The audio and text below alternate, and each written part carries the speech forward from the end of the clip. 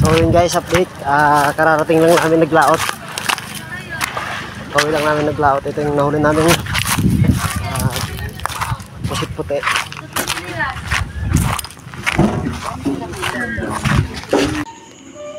Ayan po ang aming pusit lumot na nahuli. Siguro nasa 8 kilos siguro to. Tapos itong maliliit na sa 2 kilos. So ayan po ang aming nahuli. Kasama po ang aming piloto. Ayan si Bujo Almandres.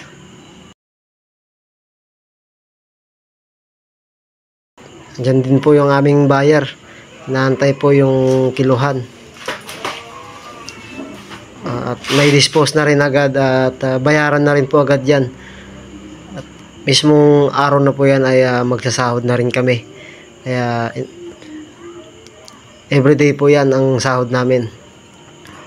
So tara, antayin na lang natin kung ilang kilo. Di kanya good to gitu. Pusit lumot.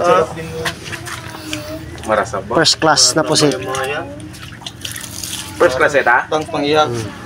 So ito yung burarog dito. Hingi nang hingi ito. Ito yung alam niya lang eh.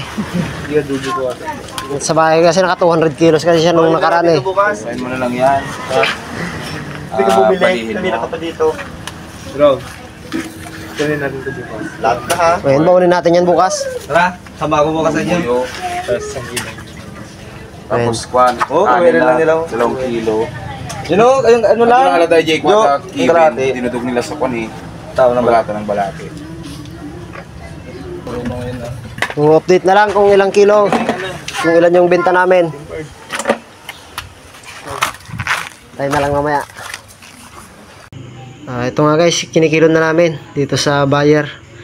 At kung ilang kilo po yan ay times 330. Tapos i-divide po namin sa 7 kasama yung lambat at bangka. At yun po yung aming sahod ngayong araw. So ilang kilo po yan?